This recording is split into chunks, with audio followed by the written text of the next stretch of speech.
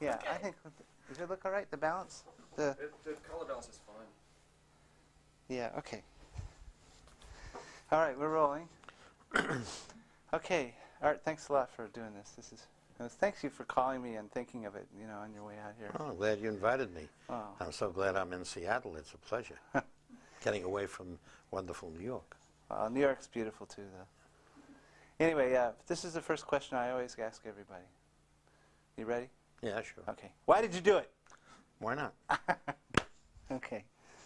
You wouldn't believe it, the different responses I get to that. Some people say, do what? Do what? Other people say, 'cause I dug it. Steve Allen, when I asked him, he said, I don't think you'd like my answer. He was very serious about it. Too bad. Too bad. Anyways, first encounter with Lord Buckley.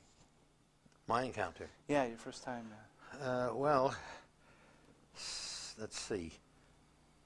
I was found out from a friend of mine that he was in New York.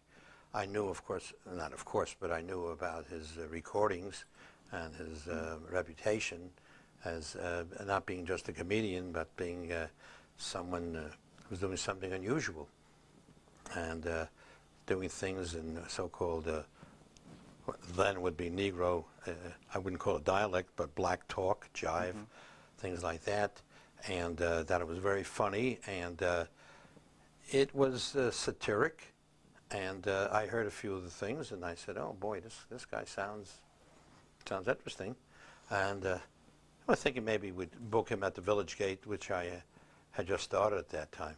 I think it was the year of 1958 when I started the Village Gate. I opened.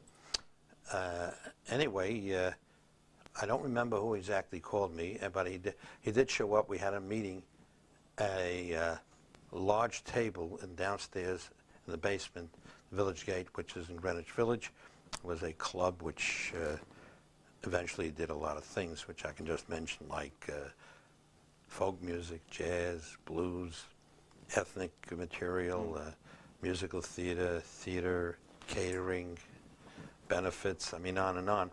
So it was an interesting place. Started with a basement space, was pretty large, held about 500 people. Eventually we moved upstairs and got another space, held about 300. We also had a restaurant there and a bar and so on. It was a famous gathering place that people came from all over, and lasted 36 years, from 1958, when Lord Buckley appeared, and it closed because we lost our lease in 1994, in this year. No, last century, sorry. Last century.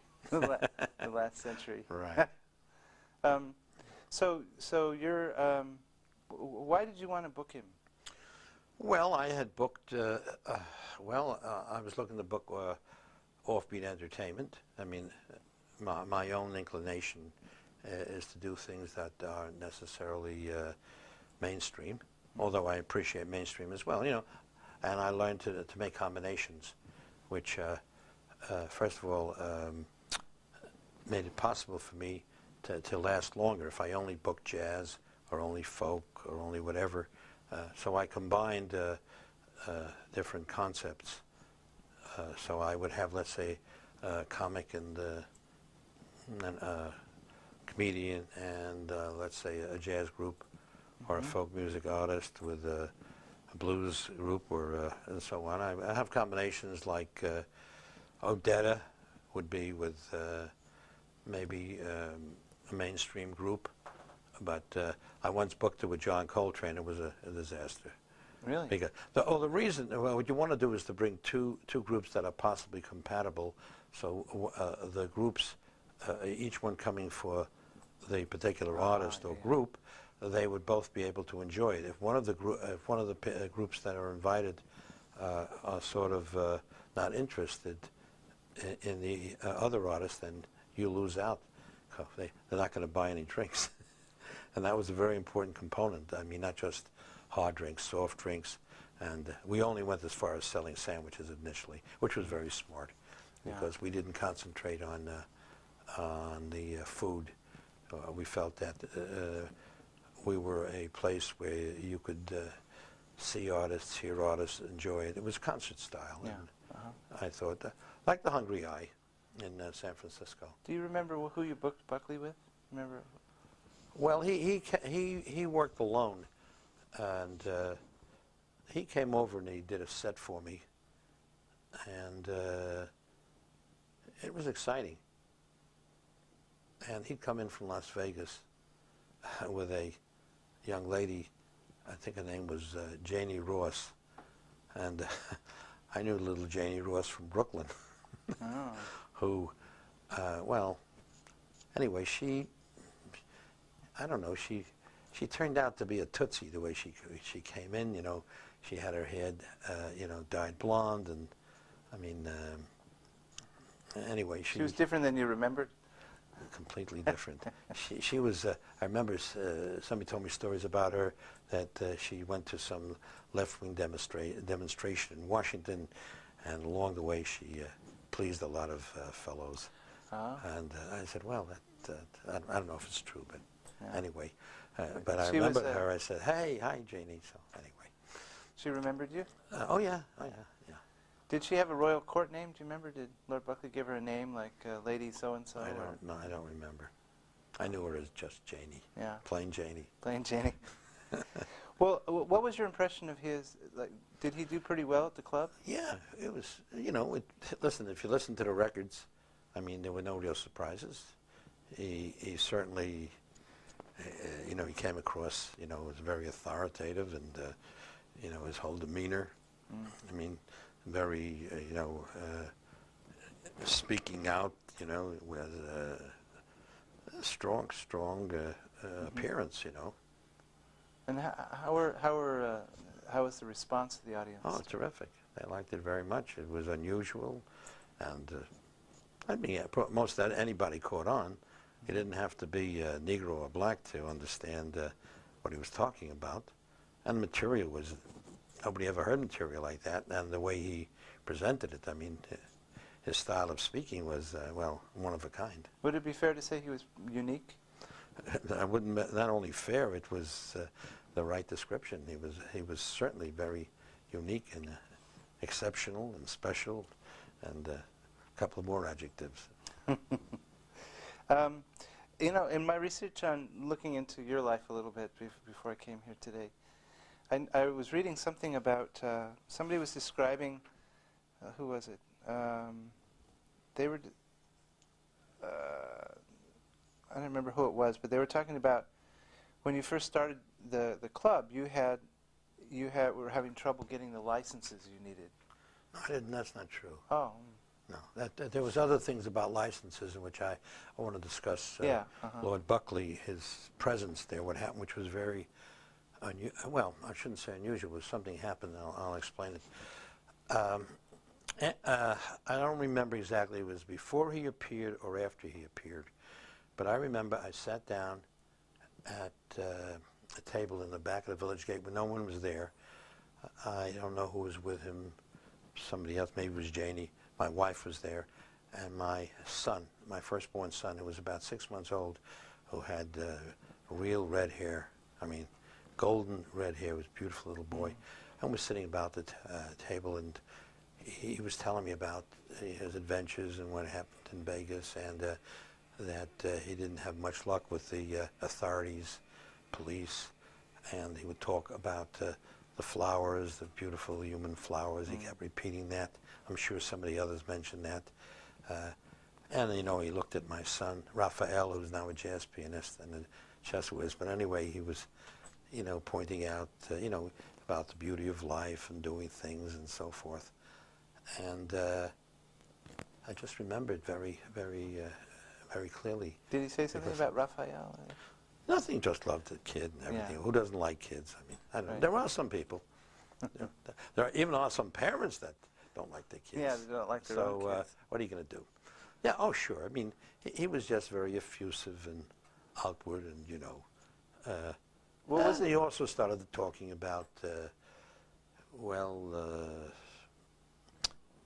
he didn't know what he's going to do in New York, and how long he could stay and what kind of work he can really get on a regular basis. And so I think it was before, I'm not sure. It might be that we spoke to him before he went on the stage, you know.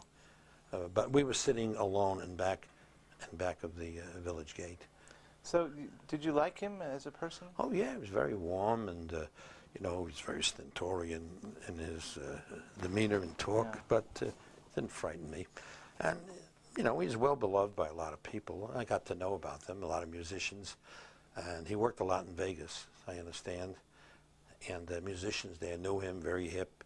You know, they were all those days. You know, not much talk about hard drugs, but you know, pot was pretty in, and he enjoyed it and spoke about it openly. And you know, until to this day, you know, smoking pot is, my God, sometimes it's felt as like you're doing something like hard drugs. I mean, it's. I mean, they're related in some ways, but they're certainly different and accepted in many parts of the world. Anyway, he did talk about it, and it was he would mention it in his act. And many of the musicians that I hung around with at that point, I think they were, if they weren't drinking, they were smoking pot. Mm. The now you, excuse me, the time. I think it was 1968 or so that when they repealed the Cabaret card law.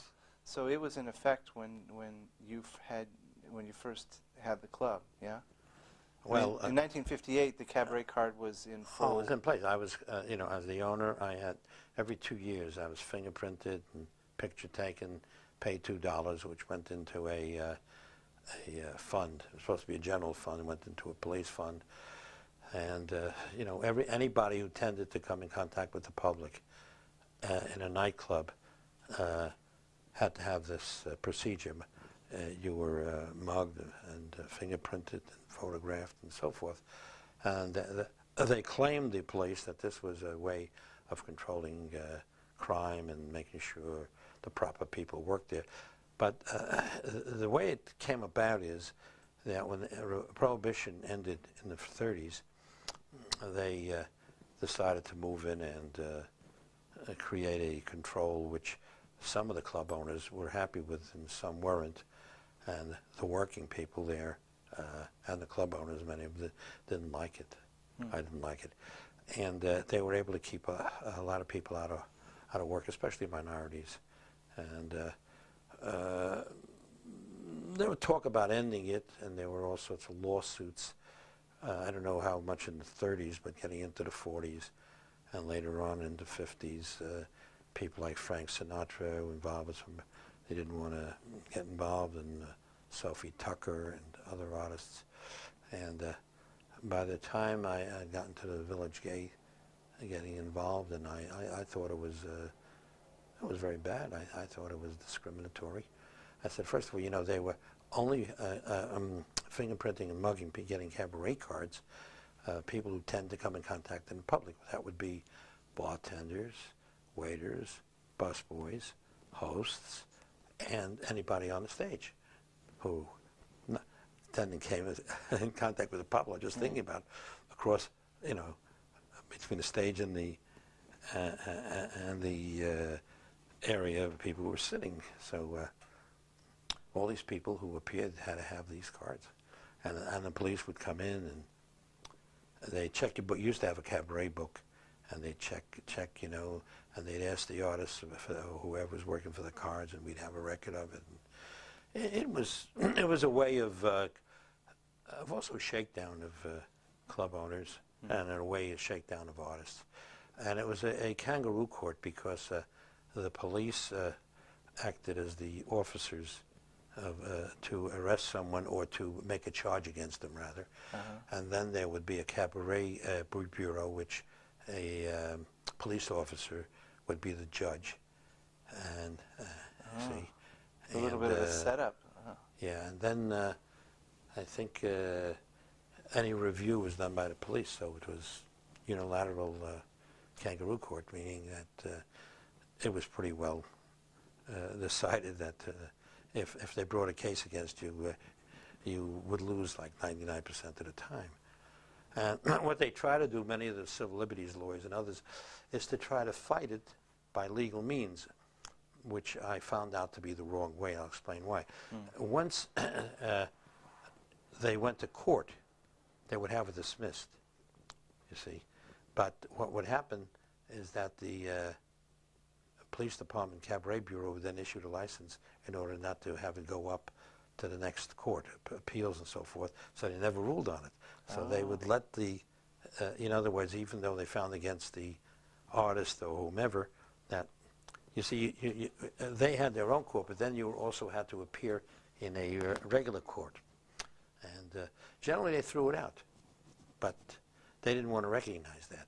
But if you pushed it further, then they would get their card, because they didn't want to have it contested at a higher court where there would be constitutional issues, and there were. Well, it was discriminatory because somebody working in a restaurant, which is a similar type of business, didn't have to go through that procedure. It was selective harassment, see? So, okay, let's get back to Buckley. Yeah. The next week after he appeared at the gate, for some reason, crazy reason, he did a police benefit. I don't know how that came about, but maybe it was pressures or things. And you know, I know we didn't have great love for the police, but I don't know, we did a benefit for them. I mean, I really should look into it. Maybe I knew about it more at that time. And then, within a day after his appearance at, I think, a place called the Jazz Gallery, which almost was a competition, it was as many in the East Village, then called the East Side. And they made a fancy name. The East Side became the East Village, so, you know, they get more publicity. So it was at the Jazz Gallery, which is a large place, was a potential competitor to us, but they folded shortly thereafter, I don't know, whatever reason. He had a heart attack and died. So we were all shocked. And a lot of people felt that the harassment by the police through the years, not only in New York, that these cards had to go. Because he couldn't get a card because of various things. And the crazy thing of him doing a benefit for the police department. But a very unusual committee came about. There was a guy named Doc Humes, a novelist, who was in Boston. Harold Humes. Harold Humes. He wrote one fascinating novel, and he was very close to the Paris Review people and George Plimpton. And we got the intelligentsia to join us. We had Norman Mailer. We had Norman Podhoretz, who at that time was still a liberal. We got Plimpton. You name it. We had a tremendous committee, and we really we're going to do something about it. Placed ads in the paper and articles in the Village Voice, and you know, and so we did some crazy things. We got on the front page of the Times. I remember myself and I think Harold, we tore up our Cabaret cards. I mean, just like a draft card, man. Yeah, like that. So we got publicity about that. Anyway, what happened was very interesting after that. There was Mayor Wagner during his reign in New York, and he decided to go after us, and he couldn't find us, looking all over the city. And I don't know where Harold was, but they couldn't find me. I don't know why or why, but at some point I spoke to one of my lawyers, I think it was Maxwell T. Cohen, who was very much involved with this whole scene. And so I just went up there by myself to City Hall to see Mayor Wagner. And they were talking and asked me about it, what was I doing and why was I doing this and so forth. And they were very mad about the whole idea of these were holy sacrosanct cards, you know. Oh, yes. And I mean, why shouldn't the city and you know, control, you know, these are potential criminals, as if the only criminals exist in clubs. So anyway, you know, I was pretty firm about it. Maybe Harold Humes was with me, but anyway, at one point, some judge who was his associate, and I understand was, believe it or not, was a bag man for the mayor, and then said to the mayor, you know, the Lugoff has a liquor license. So I said, wait a minute, is this a threat? I mean, I know I have a liquor license. I also have a cabaret license, but what am I doing that's illegal? So I got pretty furious and ended it. I went home, went down to the club, I got on the phone, I called the World Telegram. I think the guy's name was a reporter Mescal, and I told him the story. And lo and behold, it appeared in the city section, the front page. And that was the last I heard of Mayor Wagner. He never did anything. Dangled the sword Because, over you. well, I mean, look, not only the fact that I told the truth, but if anybody wanted to look into it, and the fact that the paper reported it, I found out that the press could be a very important ally in your fight. And the World Telegram wasn't a left-wing paper or anything like that. I mean, it was a liberal paper. It was just a good paper in some ways. And I didn't even know this guy. I called up, and it appeared. I thought it was an important enough story. And after that, we went on many paths. I mean, went through many ways, with our committee, and we had benefits and things to raise money and awareness. And it wasn't until sometime in the 60s when Mayor Lindsay was elected that he was a civil libertarian, a very nice guy. He's very sick now, by the way. Oh. And he was a good guy. And I went to see him. I had access. I didn't have to pay for it or contribute. No, access is really nothing more than a word for bribery anyway. So we met with him, a number of us, and I told him the problem, and he assigned some people, and we gave him the information, and he agreed to put it on his plank, party plank, election plank, and then I realized that I didn't have to go through the courts anymore. I had to then approach the city council, and I found that I did know a number of the councilmen. I went there, and I told them the story and everything that was Democratic. I think they had maybe one Republican, and Lindsay was a Republican at that time, and he was fighting Tammany Hall, the old time, the old entrenched entrenched Democrat.